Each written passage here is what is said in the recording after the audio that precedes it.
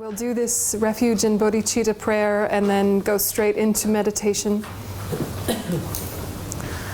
Okay, so down the page where it says Refuge and Bodhichitta.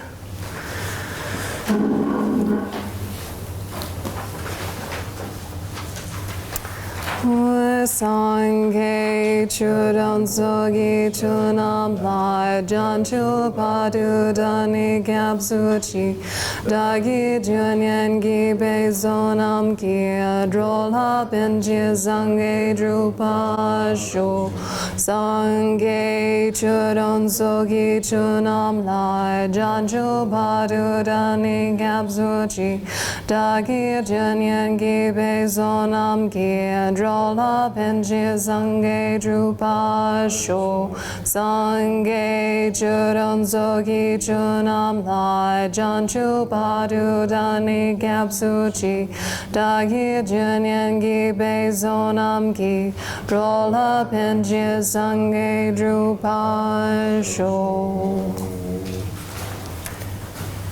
And reconnecting with that motivation, or something similar into your own words, allowing it to connect.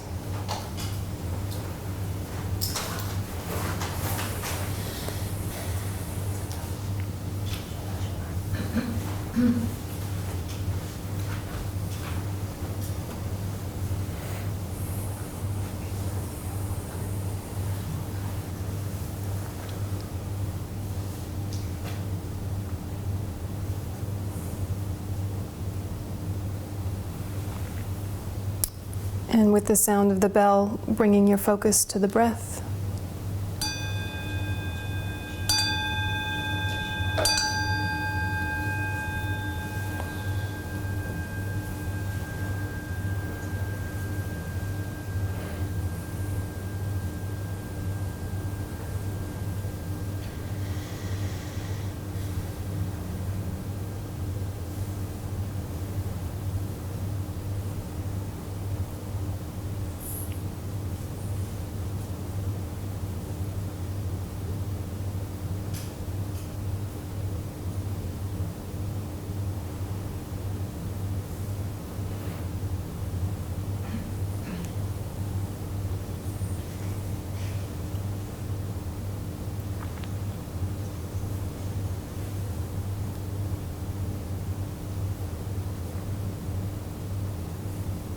And move your focus to a memory of this morning.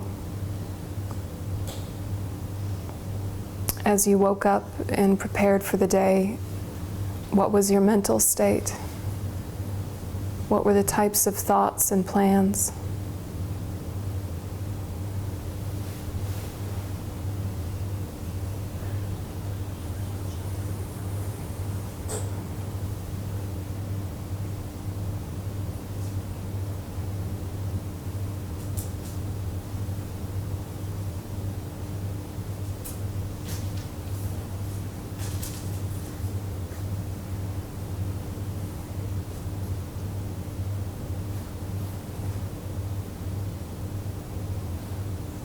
And compare, is it an identical person sitting here now as this morning?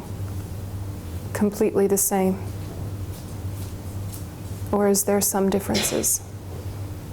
What are those differences?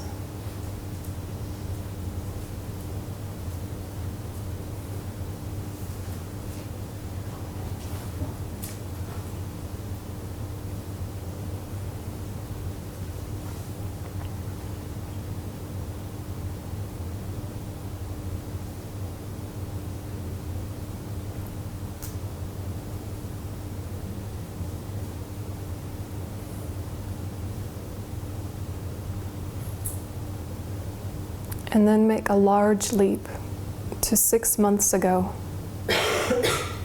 6 months ago, what were the things that you were thinking about a lot? What were the types of activities you were doing? How were you 6 months ago? Stretching your mind back.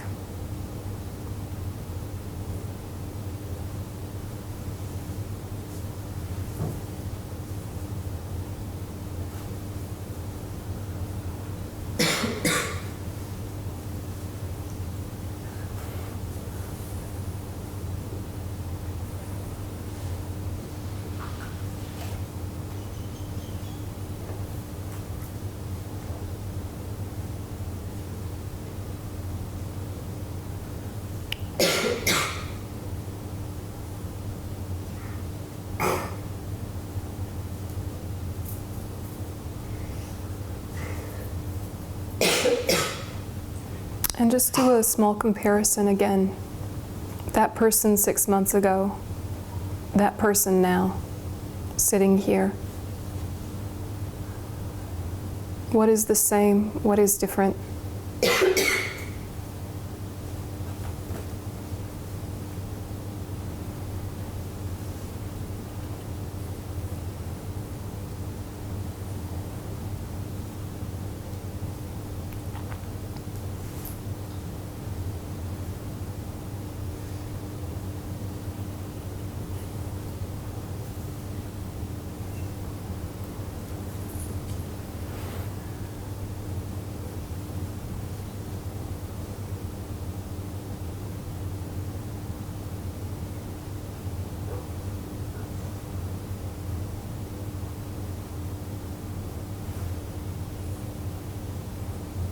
And then make a very large leap back into your early 20s, trying to remember what you were doing then as a way of remembering what you were feeling and thinking then.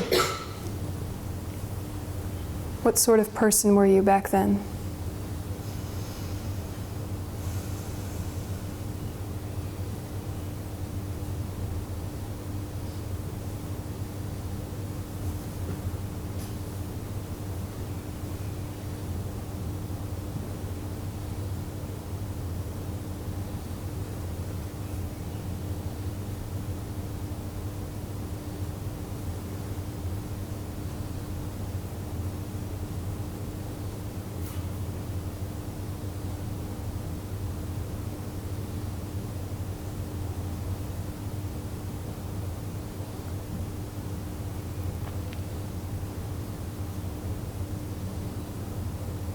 Are the attitudes, opinions, moods, types of thinking, are they exactly the same as they were then?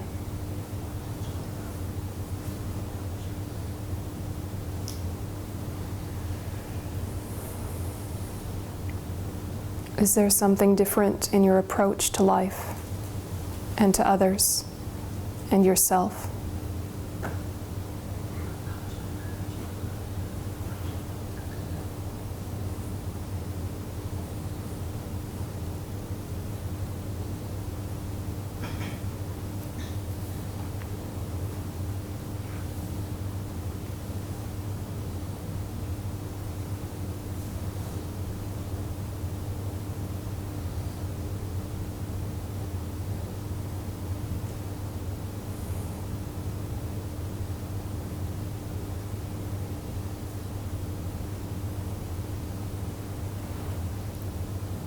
And moving your focus back into early childhood, as early as you can remember a sense of I.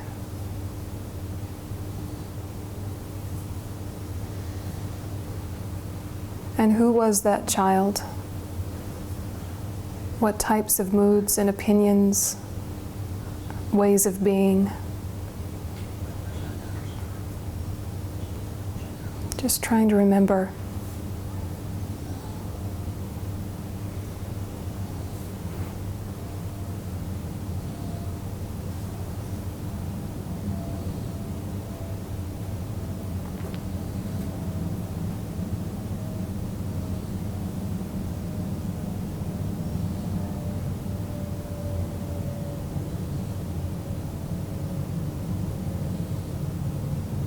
What is the same? What is different?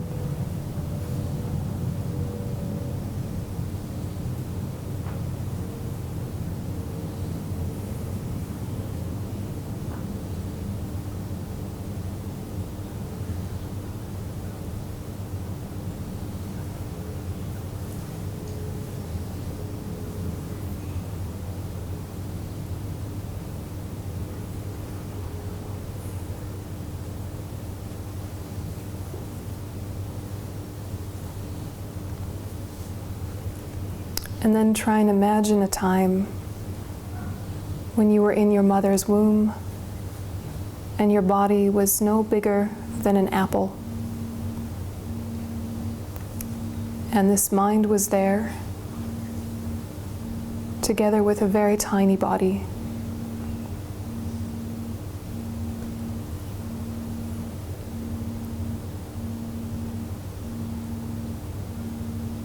Imagine what it might have been like, knowing that was definitely someone you were at one point.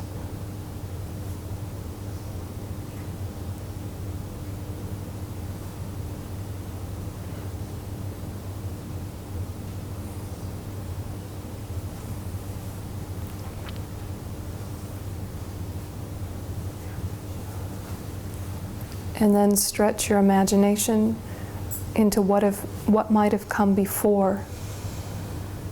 Before that time you knew you existed but can't remember. What happened before you were in your mother's womb? Who were you?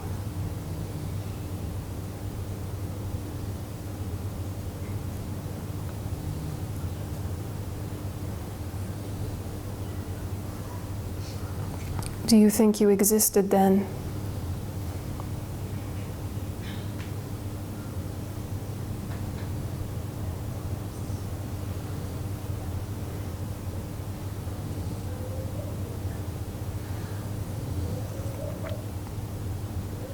Is it possible that you existed then?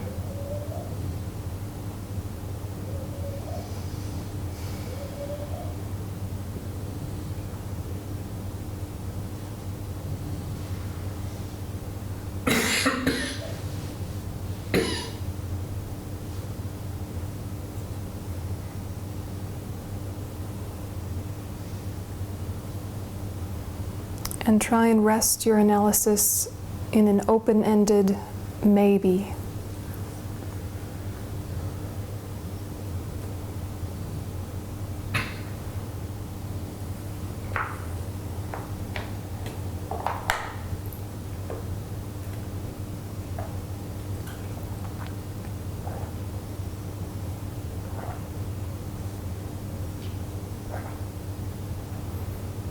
And dedicate the energy you put into these thoughts to fully understanding the nature of mind in order to develop it to its utmost extent. And that we do all of this to be of greatest benefit to all.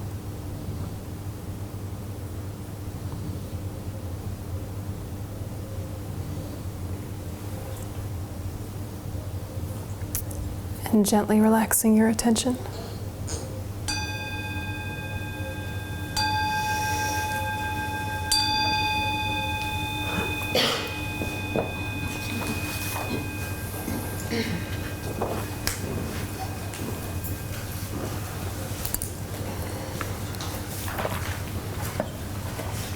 Okay.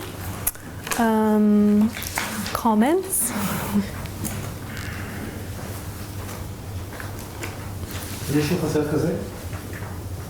Yeah. Does everyone have this handout? There are many words on this handout. Do not be afraid. Just look at the big ones. Only the big ones, really. Yeah. But what happened with that meditation? I'm curious. Did you have trouble moving the mind back and back and back? Did it feel like there was some sort of solid you the whole time that just kind of evolved in some way, or did it feel like completely different people? What was the experience? I translate everything you say to him. The only thing I couldn't is to go back to his 20s. He was in his 20s sometime. It was just a different body. That was the only thing. How did he go? You ask him what happened.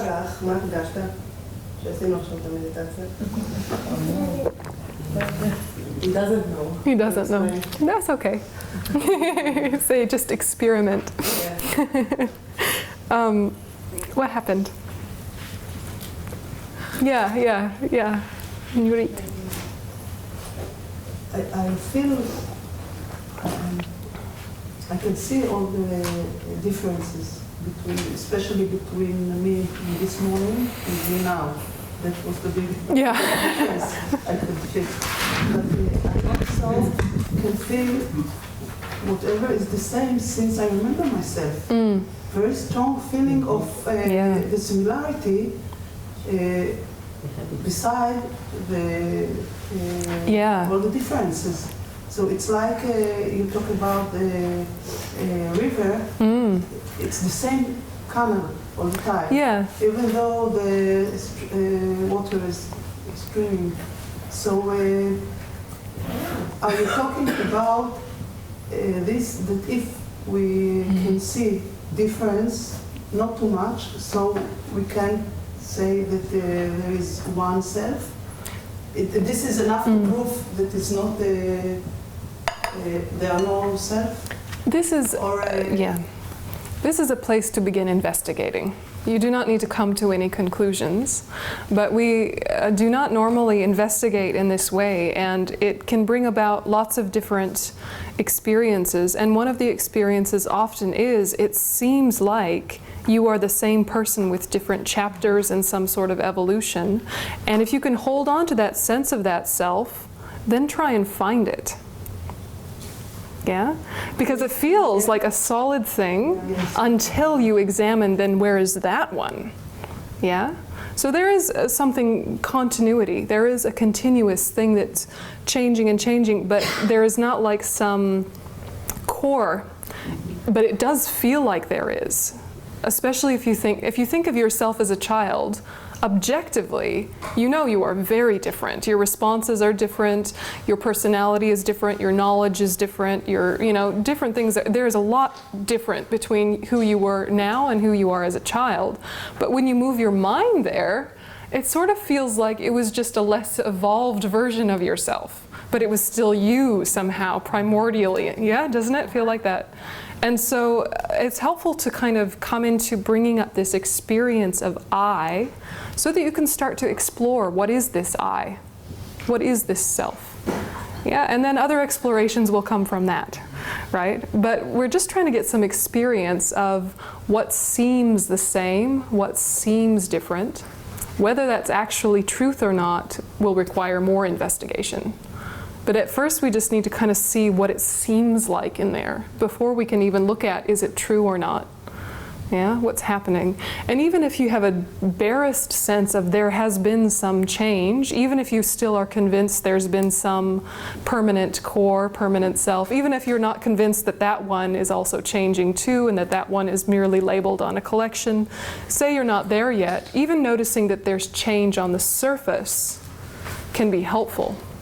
Yeah, if you notice that your mind has gone through different transformations over time, it gives you confidence that change is possible.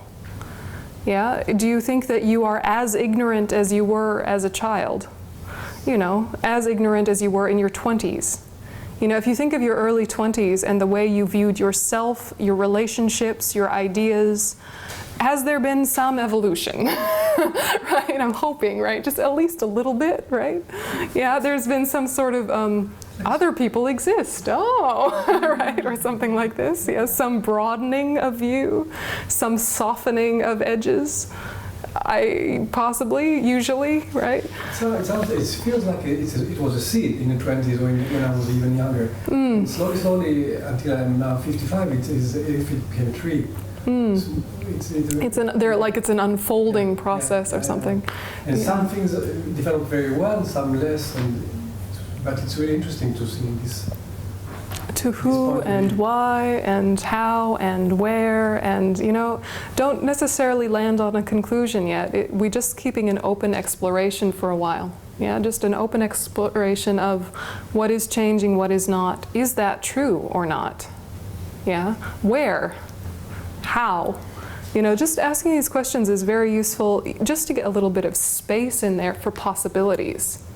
Yeah, without examination there are very few possibilities. When people say things like, it is just who I am, right? That is just who I am. And in saying that, they feel slightly empowered, right? Like slightly happy about that. Like I finally discovered who I am and I'm taking ownership of it and it's somehow freeing me of the confines of social pressure or something like this, right? Like, yeah, it's me. And that can be a helpful place to sit for a second, but you don't want to live there. Otherwise you will never change. Yeah, you'll become so identified with that person you've discovered that that person can no longer evolve. Yeah. So live there for a second. That's fine. This is who I am so far. How about that? This is who I am so far. Yeah, and I make sense given the causes and conditions and experiences in my life, all of that, who I am makes sense. But if you explore any portion or section of who I am, you notice that it came about through many, many factors, not just you. And if it was just you, where is that just you? Yeah, so you pick anything about yourself and ask, where did it come from? Just from the things you can remember. Never mind beginningless lives, never mind karma, just the things you can remember. You see that things dependently arise. They don't come from nowhere, they don't come all by themselves. Yeah, so suddenly your amazing qualities are not worth having pride about. Your terrible qualities are not worth having shame about. Right? There's a softening of afflictions as soon as you notice that everything is a coming together. Yeah? Say you're very intelligent with many, many degrees. You went to university for decades and decades, right? And you're just full of degrees, right? Full of degrees. And you think to yourself, I have knowledge, I have wisdom. That is probably true, right? That is probably true. But if you think I created it all by myself, you become arrogant and full of pride and not nice to be around, right? If you think, I had so many teachers, I had so many opportunities, I had so many experiences that came together leading to this set of knowledge and this wisdom, then you can hold the sense of, I have intelligence and wisdom, but you're not holding on to it with like identity that's creating distance between yourself and others, or creating a pride or an arrogance that thinks that you're better. You just realize you were lucky. Right? You had many experiences, you had many great teachers, and that is why you wound up with wisdom and intelligence. You were not essential wisdom and intelligence that just needed to ripen, right? You had help. You had help. So then your pride and your arrogance just naturally settles down into a happy humility. Not a looking down on yourself, but a happy humility that goes, I had a lot of help to get this far. I'm grateful. Yeah, and if other people had had the same opportunities and experiences and the same, basic structure, they would have wound up the same way, so I don't need to get excited, right? Yeah. Or you think you're a horrible rat bag, terrible wife, terrible husband, right? Just shocking, just terrible, right? Cheating all the time, stealing money, right? I don't think anyone is probably like that, or they would not come to a Buddhist seminar. Yes. But imagine that there's a horrible cheater, and they just can't stop themselves, and they've taken all the money and embezzled it in some horrible gambling, and just things have gone wrong. They killed the dog. Terrible, terrible husband, terrible wife. Okay, well, you could take responsibility for that without feeling shame. Because why do people do the things they do? Is it for only one reason? Is it because of only one circumstance? Or is it a coming together of events? Right? So, so it's a little confronting for us because we identify with who we've been. We identify with what we've done. But that's just something that occurred for a moment and either can continue or not. But do you see how when you overemphasize your traits as being you, then you get blocked and afflictions come very naturally, right? Say you think that you have a brilliant sense of humor and you've identified with having an amazing sense of humor. You're so funny, you know that, your friends tell you. And then some other person says, not that funny. Yeah, if it's you are really hurt by that. You think, I am funny, other people think so. It really affects you. If you know that you are only funny given a certain context to a certain group of people in a certain time, then you go, oh yeah, fair enough. Sometimes I am, sometimes I'm not. It's like it doesn't get to you because you haven't overly identified with it. It's only true in a certain context. Right? So already afflictions are lessened. Even if you still believe there's some permanent self, work on that, try. But even if you don't want to work on that, knowing that there are surface things that are very obviously changeable already helps.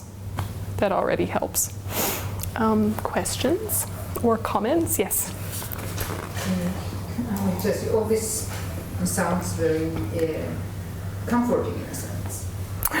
But what was scary to me was to go beyond that room stage. All of a sudden, to think of limitlessness and beginninglessness. I mean, there must have been a beginning somewhere. there must be some confines to give comfort, support, limits that kind of protect. So that was a Why? Yeah. Yeah. Yeah, it can be. Yeah, this vast time. Yeah. Look, you know, there's a fundamental belief in Buddhism that effects or results have to come from causes, right? Effects and results have to come from causes, that things don't arise spontaneously out of nothing. This is a fundamental belief in Buddhism, right? And you see it proved very easily in the natural world, right? If you have a tree, it's because there was a seed there, right? There was also sunlight and fertilizer and good earth and all these things. But for a tree to exist, there must have been a seed. That was the substantial cause for the tree. So when you look at the mind, you think, well, the mind must have had a cause because it's in a result, right? It's a result experience, right? So where was the first moment of that cause? What was the cause for mind? Well, actually it makes more sense to think of beginningless time than to think that suddenly mind popped into existence out of nowhere and then started to perpetuate itself, right? So the substantial cause of this moment of mind is the previous moment of mind. Right? Right? Yeah, what is that? How does that feel, right? Right? It actually makes more sense to think of it as a beginningless thing. Otherwise, suddenly there becomes the illogical idea that it just popped out for no reason. Yeah? It's even nicer also if you think about future lives. So it's not the end. It's not the end, it's reassuring, right? If you totally made a mess of this life, it's all right, you can start over, right? Oh well, next, right? Yeah. Delete the cache and all the bookmarks. Yeah, yeah. So, who I am in a Buddha perspective, just now, in that precise moment. Who are you right now? Yeah. You are labeled on a collection of events. Yeah. Yes, really? Yeah.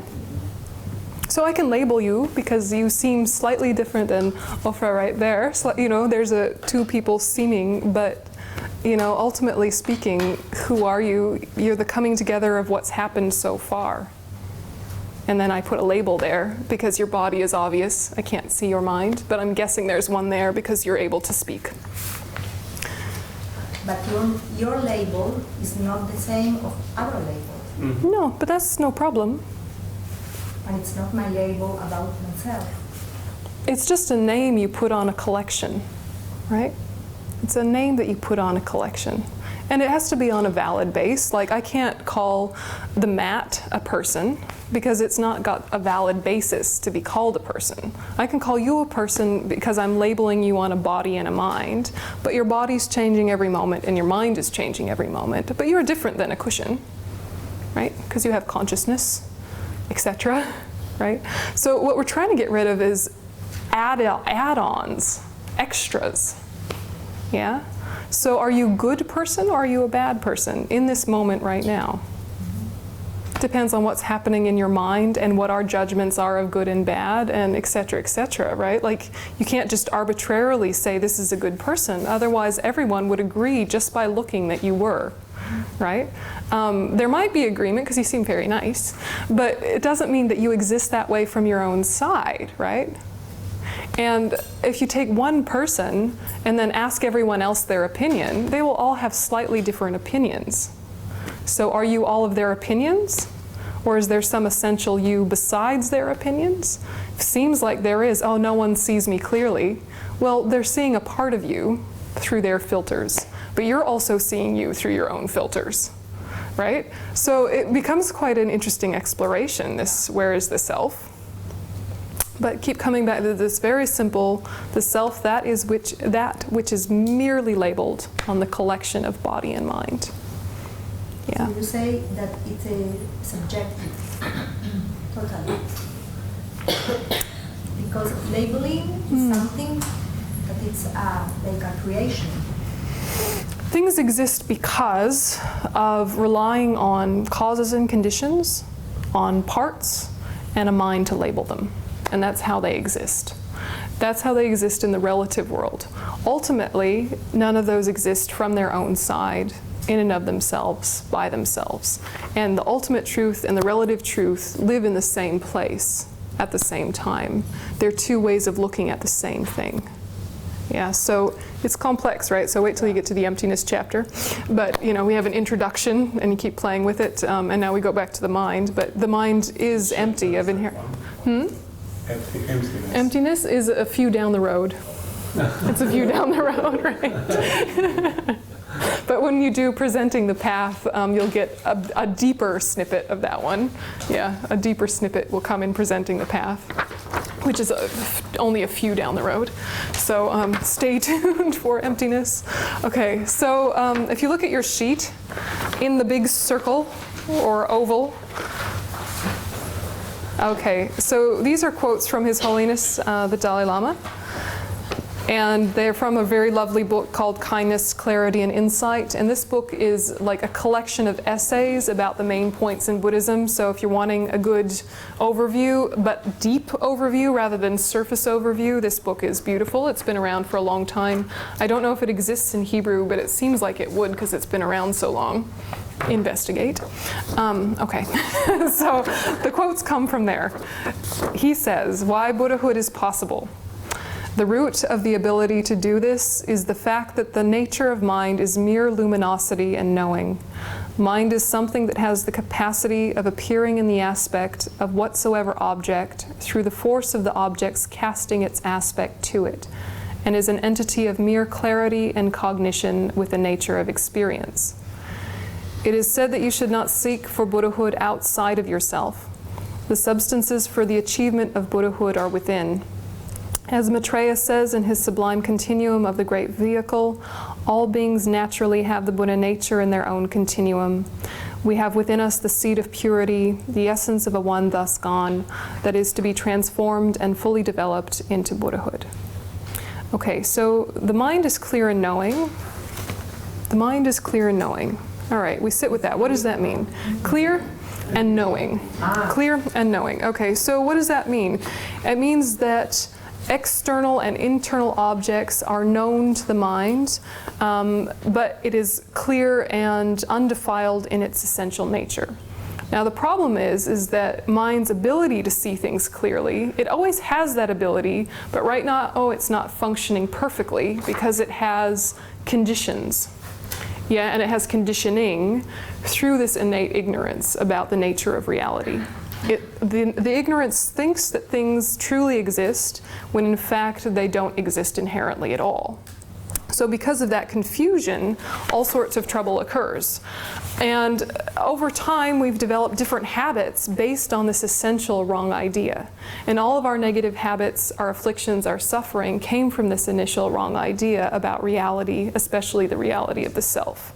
All right? So despite that, we have never ruined the mind.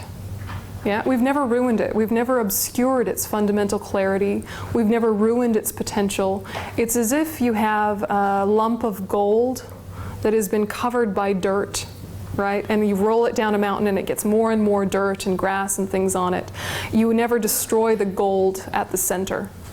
You can clean it off and you'll get to that same perfect gold at the center. But it's still just a lump of gold.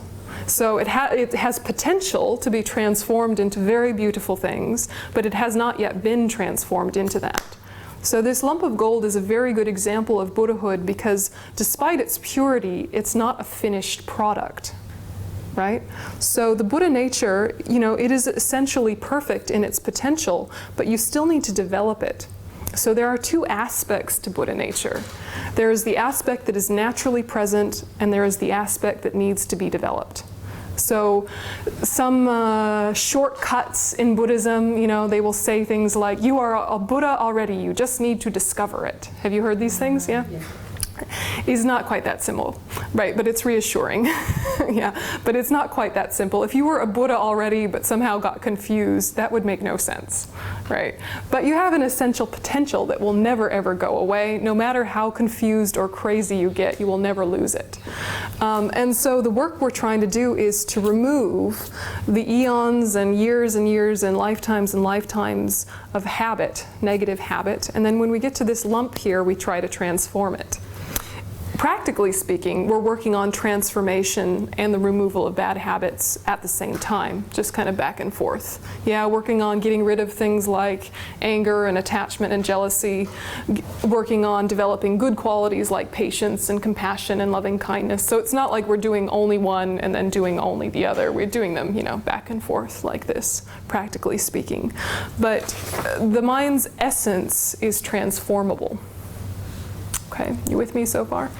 Yes. Okay, so now we're going to make a little bit of a big picture, just so you know where things go, okay? This may be slightly overwhelming. Don't be scared. The chart you're looking at starts here. Yeah, this is where your chart starts. I have some added extras in order to give like the big picture context, all right? So we have all phenomena, yeah? All phenomena are empty of inherent existence because of dependently arising, okay? That's everything. So then everything gets divided into two categories, permanent things and impermanent things. We're usually talking about impermanent things because they're the things that cause trouble, right? The permanent things don't really cause trouble. An example of something permanent or non-momentary, static, unchanging is uncompounded space. Okay? So in this bowl, there is space in the bowl, right? There's space in the bowl, yeah? And the space in the bowl is not changing moment to moment. It's not doing anything, yeah? There might be particles and things that are doing things, but the space itself is not doing anything moment to moment. I can destroy the space in the bowl by destroying the bowl, right? There is no more space in the bowl if there's no bowl. But while the bowl exists, until I put something in it, this space does not undergo momentary change, right? So that's an example of something that's permanent. But we don't even need to really look at many things that are permanent because they don't cause trouble, generally speaking, okay? So where the trouble comes is the impermanent things. And impermanent things... Impermanent things which we call permanent. This is a very good point. This is a very good point. Yes, the impermanent things say that they're permanent, but they're not. So they're produced, they're compounded, they're momentary. Basically, they change moment to moment. Yeah. And things that change moment to moment are divided into three main categories. You have form or matter, and that's things established by particles. So an example is Dexter's body. Right? Dexter's the dog. Okay, so that's an example of form. Also the table, right? The table is also form. Then we have consciousness, details to follow. And then we have non-associated composites. For example, Dexter the dog. He's a non-associated composite because he is neither form nor consciousness because he has both. Yeah? Another example that is not a person, Dexter's a person because he has a body and a mind, yeah, so dogs are people in a Buddhist perspective, okay. Another example of a non-associated composite would be like time, okay, time, because it's neither form nor consciousness. That's obviously a complex discussion, but just for an example of something that is not a person, time is another example of a non-associated composite. Okay, so the middle category here, consciousness or awareness, this is where we're having our discussion and this is where your chart starts, okay? It starts at consciousness and then breaks into two main categories. Yeah? All right, so basically consciousness, clear awareness, it has beginningless ignorance, it has beginningless potential, it's changing moment to moment, etc. Many things to know about consciousness that we've talked about. Now we have to break it down into its two main bits, okay? So what you have are main minds and mental factors, okay? Main minds see an object in general. Mental factors see specific details or engage in a specific way. So for example, I, primary consciousness, sees a house. The the mental factors within that I primary consciousness would see the windows and the doors and the color, and also would say things like good house, bad house, my friend's house. That's the activity of mental factors. The main minds are just seeing house, and they're not labeling house, they're just seeing house, okay? So the main minds are the things that are like this vast, spacious clarity, right? The mental factors are like the clouds, you know, when we went back to that analogy. Coming and going, changing. You always have mental factors, but they're always changing and moving and doing different things, okay? So there's many categories of mental factors, and we're not going to get into it today. We might get into the 5 omnipresent mental factors, because they're the ones that you always have. What's omnipresent? Means always there. Always there. Yep. Yep, so we might get into these a little bit because they're the most kind of important ones to understand, but generally speaking, you divide them into the ones that are always there, the ones that are getting at objects, positive ones, negative ones, and ones that can be either. Okay, so that's generally what we've got, to make it very simple. The main minds are basically the sense consciousnesses that you're used to hearing since you were a kid, right? Like ear, eye, nose, tongue, body, you know, the things you're used to hearing, the 5, yeah? And then the one that you're not used to hearing about so much is the mental primary consciousness, which can be either conceptual or perceptual. So it either gets at things directly or it gets at things via a mental idea about them called a generic image. Okay, so this is just an introduction. I know it's a lot to take in, but knowing that there's 2 separate faculties happening at the same time, they're directed at the same object at the same time, okay? They arise, they abide, they dissolve together. So you don't have your main minds over here and your mental factors over here doing different things, right? They're related. And with your main minds, usually only one is kind of the main worker in any given moment, right? Think about how you focus. What you're focusing on, it shifts quickly from one thing to another. But like right now, probably your primary consciousnesses, the ones that are engaged right now, are mostly your ear primary consciousness and your eye primary consciousness, right? So you're looking and hearing, and then your mental primary consciousness is having to think about it, right? But they're not, you know, they sort of take turns who is dominant. Yeah, you know, if you think about your own experience, is it a bit like that?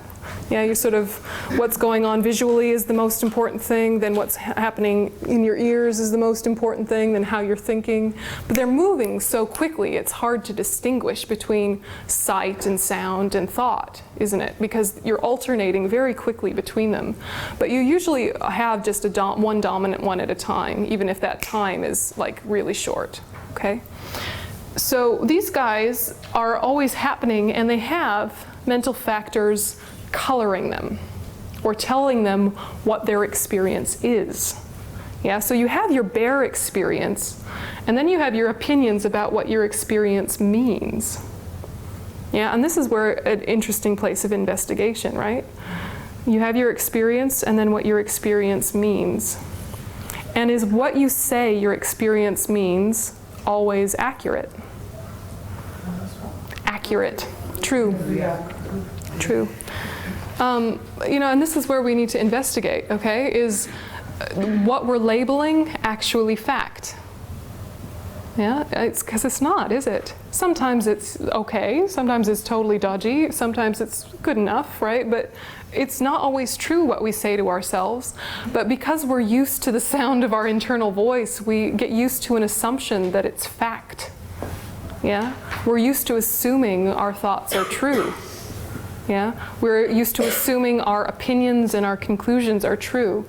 If we have a flexible mind and if we've done some self-examination in our life, then there's some space to go, just because I think it doesn't make it so. There's a little bit of space for us to check, okay, just because that's my opinion doesn't mean it's the only way, okay, you know, we have enough space to do that a little bit. But we often don't have as much space as we could have. yeah, or as broad an experience as we could have. And we're still assuming that our opinion is the right one and others are variations that are not quite as right, right? They might be sort of right, but not quite as right as ours, right? You know this feeling? You know, it's like, oh, it's just their opinion, and you're pretending like you're very open-minded, thinking, of course they have a right to their opinion, but subtly you're thinking, mine's right, yeah. Theirs is just 90% or 80% or whatever, right? So we have to examine what these things are telling to us before we can check, are they true or not? We have to hear it, okay? So in this sort of examination, you first have to just start watching thoughts. And that's why we do that meditation where we're just watching without engagement. Yeah, watching without following, watching without feeding. Just watch what your mind is saying to itself. Because without any extra effort, it has all sorts of things to say. Never mind if you're trying to think about something. Say you're not even trying to think about something. Thoughts are coming. Feelings are coming. Labels are coming, right? Yeah, the nature of your mind is to get up to all sorts of activity. And most of it is just reactive activity. It's reacting off of things it's seen, things it's smelled, things it's tasted, and your previous labels about what those things mean, and then your feelings of pleasant, unpleasant, or neutral, and then based on that you want more of this, you want less of that, and you're basically driven by your sensory experiences without challenging whether or not that's useful or not, and very rarely engaging with the mental primary consciousness and the mental factors in its retinue to say, useful or not, true or not. Yeah. So some of beginning meditation is just working through, I don't need to always follow my senses. Yeah. So you know when you meditate, and before we started meditating, sounds were not a big deal. But as soon as you start to meditate, you know, it's like, oh, Dexter's snoring, right? Yeah, Dexter's snoring. And then like somebody's perfume annoys you, right? Or the temperature suddenly is really lovely or really horrible. You didn't notice before, but now that you're meditating, suddenly you're like hot, cold. You know, things are happening, right? So what happens is that we're so used to thinking our sensory experience is worth indulging, we don't really know what to do other than that. Yeah, I hear a bird, you know, I hear a bird. He's like, okay, you hear a bird, come back to the breath. Yeah, it's a very interesting exercise. It's like the itch you described last time. Yep, itch. Exactly, that was fine before, but now, right? So a part of disciplining the mind is just saying, just because it's happening doesn't mean I have to feed it. Just because it's happening doesn't mean it's true. Let's explore just watching without engagement to see that it's actually possible. So, you know, you can go too far into suppression, and that's not what we want to do. So what happens? You sit and you hear the birds, and your mind goes to the birds and starts investigating bird song, either liking it or not liking it, wishing it would stay, wishing it would go, but, you know, you're engaged. And in meditation, what you want to say is, bird song, back to the breath, yeah? Not go away bird song, not come here bird song, not good, not bad. You just go, that's where my attention went, and I'm coming back to the breath. And then your knee hurts, and you think, oh, my knee hurts, and back to the breath. Right? Instead of, oh no, or oh well, or don't listen, or, you know, we make a whole story as soon as there's a sensory experience. We're so used to making a story, making an opinion, having decisions based on our sensory experience. And what we want to do is try and insert a bit more choice by just noticing without engagement. Yeah, and this doesn't mean if suddenly the house is on fire, you go, oh, the house is on fire, back to the breath, right? Like, we're not going too far with this, right? We're just experimenting with things that are not a big deal, like bird song and your knee aching. You know, that's a way to get this habit built into you. You're not becoming a weirdo, right, that says, oh, it doesn't matter, the fire. You know, you're not going too far with this. You're sensible people, you know, right? But you just experiment with this thing of, it can be happening without it being important. I am actually the one that's giving importance to these things. It seems like they are creating importance externally, when actually it's me that's giving them that importance. So you just start watching without engagement because it builds in your awareness that there is space, that there is choice. And you know, sometimes you can just watch and sometimes you can manufacture. Okay, so a way to manufacture this experience is first to do something like notice what you see right now. People, carpeting, floor, ceiling. And just notice that in a way that's not rushing to a judgment about it. Yeah? You can see the floor without deciding it's a good floor or a bad floor, right? But if you're in the mood to think floors are the source of happiness because you're renovating right now, then immediately you go, I like that one, I'm gonna have it in my house, right? Or, I don't really like that color, Shuki, what's he thinking with those tiles, right? Immediately there's like a story about the tiles because you've invested them with importance. And then it seems that that importance jumps back out at you. But if you could just practice seeing without judging a little bit, not in a vague way, but just experimentally. Yeah, seeing without judging. Yep, floor, cushion, yep, okay. And then you experiment with your sounds. You think, what am I hearing? There's a very abrasive American accent. Okay, I hear it, but it's fine. Poor girl, she grew up there, she can't help it, right? Right? You know, or you hear this snoring of the dog, and it might remind you of all the dogs you've ever had and trigger nostalgia, and you miss your dog, and it's a whole thing. Or you might think, I hate dogs, dogs smell, what's wrong with dogs? Why does he have a dog? Why is he allowed in this class? You know, or you could just be like, it's a dog snoring, and that's what's happening, right? You know, it doesn't have to mean anything. It feels like it means something all by itself. So you're just experimenting with things that are no big deal to show yourself that you can do it. You show yourself you can do it. You know, have you ever been, yeah, go. I just wanted to ask how come the pain in the knee is the same as the others, because the pain is a pain is a pain, you know? So can you have, would it yeah. relieve my pain if I would think, okay, back to the breath? No, I don't think it would relieve the pain. So I would look at the ache of the pain, it would still be painful. So I might want maybe to change position, you know? It depends how bad, right? Okay. Yeah, this is the thing. It's subjective. It is, but it's worth experimenting. Yeah, it's worth experimenting with something that is not going to hurt you if you allow it. Right? So if it's going to make your leg fall asleep and then your leg is going to lose all circulation and then your leg is going to fall off, well, move your leg, right? For goodness sake, right? Like fire, right? But you have to investigate with, say it's just a mild ache that you can handle, you're strong enough, you're a robust man, you can go, that is uncomfortable. And back to the breath. You know, you can label uncomfortable, you can feel pain without it being a suffering, without it being a problem.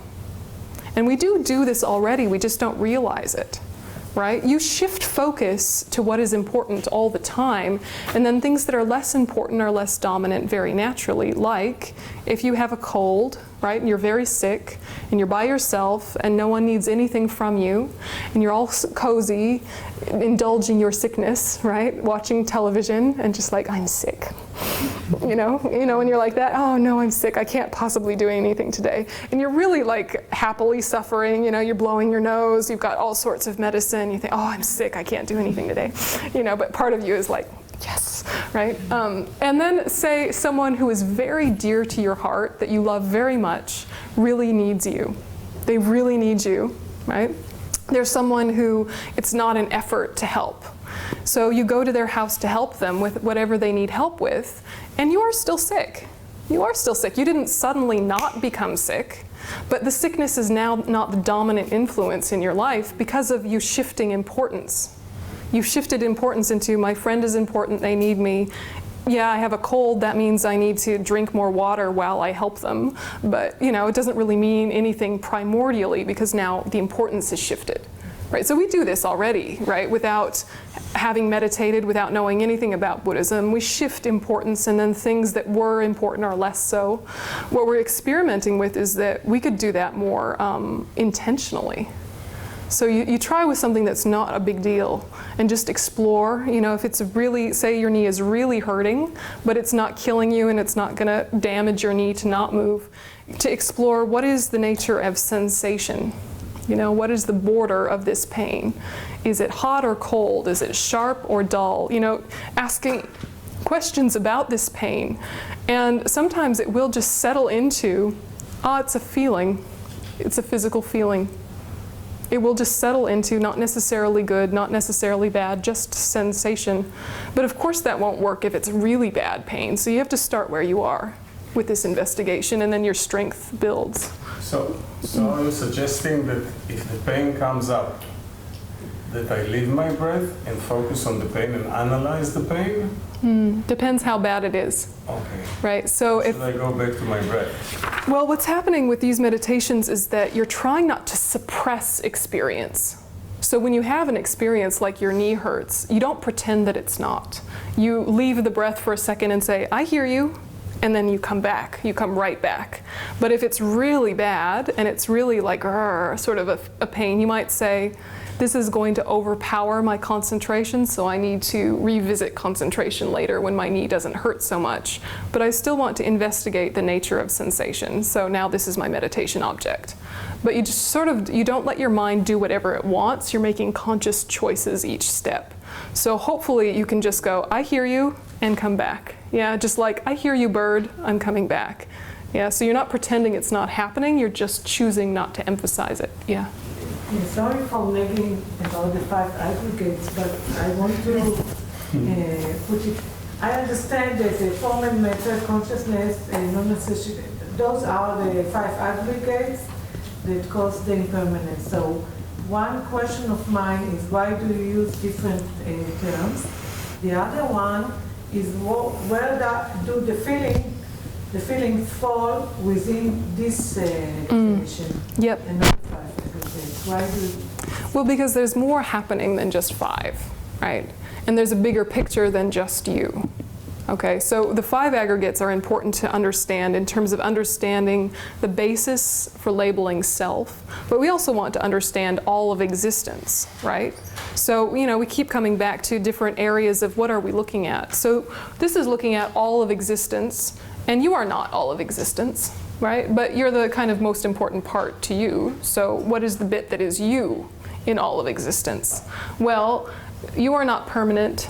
You are impermanent, okay? You are not form, you are not consciousness, you are labeled on the basis of form and consciousness, so you are a non-associated composite, but your composite is these 2 things. Which ones are causing trouble? The body is not doing too bad. It's not really doing anything wrong. It's only doing things that are wrong on the basis of the consciousness, so let's investigate the consciousness. Okay, what is the consciousness made up of? It's made up of these things. The rest of the aggregates that are mental go here in the omnipresent mental factors. So where are the feelings? The feelings are in omnipresent mental factors. So you always have a feeling present. Yeah, so in this group of 5, you have, in this group of 5, you have feeling and you have discrimination, right, of the 5 aggregates, right? They're included in this group of 5. Yeah. And then compositional factors, one of the compositional factors, intention, is the most important one here. But you also have other compositional factors like attention and contact. Yeah, and then here you have things like mindfulness and belief and meditative stabilization and wisdom and these things, and the positive ones you have like love and stuff, right? So 5 aggregates are general. Yes. Only and this is more specific. To the more definite and precise one, which is both here. It's more like, it's like that. The 5 aggregates are the general terms, and then this gets more specific about the mental ones. More specific about the mental ones. And the reason you get more specific about the mental ones is so that you can look at where to focus in terms of building control. Yeah.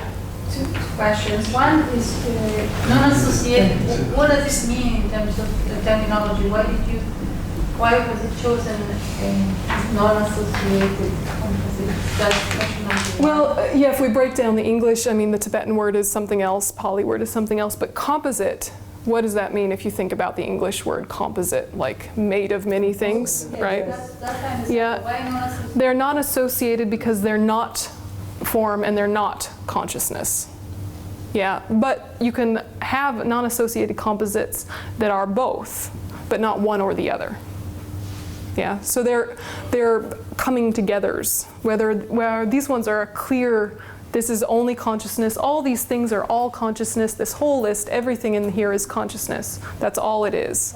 The opposite right? of non-associated would be associated composite. So what is Either consciousness or form.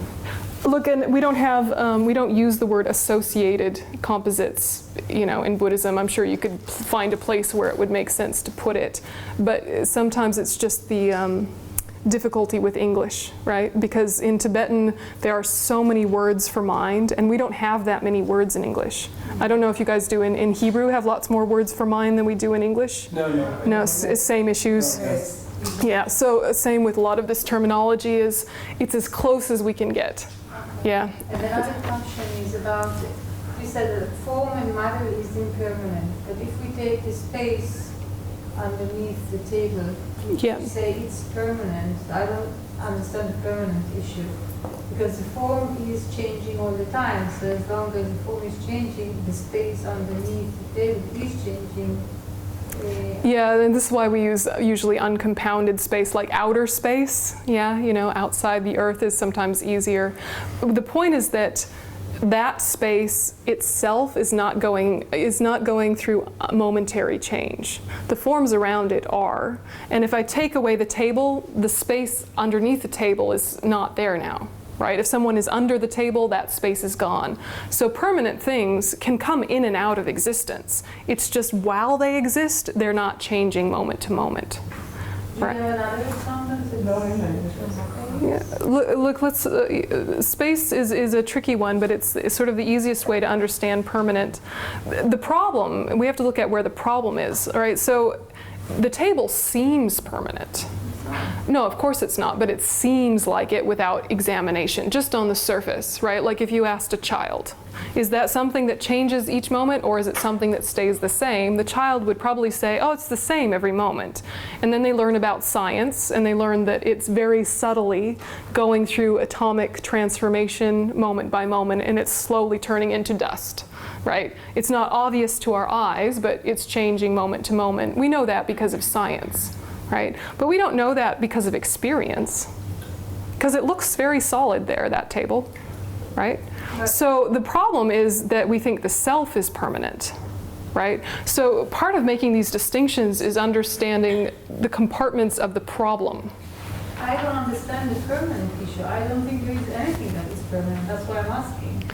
Space is the best example. There aren't many things that are permanent. There aren't, and they don't cause any trouble, which is why we don't give them a lot of energy, right?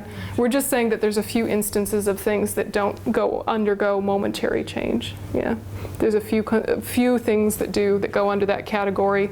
The monks like to debate about them in the courtyard. The lack of elephant, pink elephant in the room. Yeah, these things. Yeah. The lack of a pink elephant in this room. Yeah. Generic images. Yeah. Yeah, so another idea is a concept. So a concept that is a generic image. So for example, the table undergoes momentary change. It's impermanent. But if I think of my memory of this table, while I'm thinking of that table, that is not undergoing momentary change. Yeah, so my generic image of the table is permanent, even though the table itself isn't. Yeah, so so it's if you want to investigate further, we can, but it's not as important, right? It's not that important. Yeah. Can you say that mental primary consciousness is more cultural, and the mental factors are more personal? I mean, no, it's broader than that. Yeah, and it's less loaded. Yeah, these are much more neutral experiences. These are much more specific experiences, but they're happening at the same time together. You're just mentally dissecting your current experience, and your current experience is having many components. Yeah? So I didn't quite understand what is the perceptual. I understand it's something that you perceive. I mean, direct, yeah. But conceptual is like ideas that you have, yes? Yeah. But ideas are based upon culture, no? And language and... Yeah, but we're also talking about deeper layers than that, right? Because you still have labels and conceptions before you can speak. right? Babies are like, that is mom, that is dad, but they don't know the words mom and dad, or even necessarily make a huge distinction, you know, and especially at first, they're not even sure where they stop and the mom begins, right? They have this kind of bigger association. So we have concepts before we have words, yeah. No, but for instance, a baby Eskimo, he has a concept of snow, many concepts of snow, and the child in Israel doesn't have. So We're talking about broader categories. You're talking about very specific things. We're talking about, like, for example, feeling of pleasant, unpleasant, and neutral is always there. I'm talking about the mental primary consciousness. Yeah, this is just, this doesn't have any opinions until mental factors are activated. Oh, okay. Yeah, so this is not doing anything except for based on what the mental factors are doing. The only way primary consciousnesses can function is through the mental factors, but the mental factors are always there, right? Generally speaking. What is the AKA primary consciousness? Also known as. Also known as. Yeah, so we'll stop and have a little break. Have a little break, have a little think about this, clarify terms amongst yourselves, yes? Thank you. Yeah.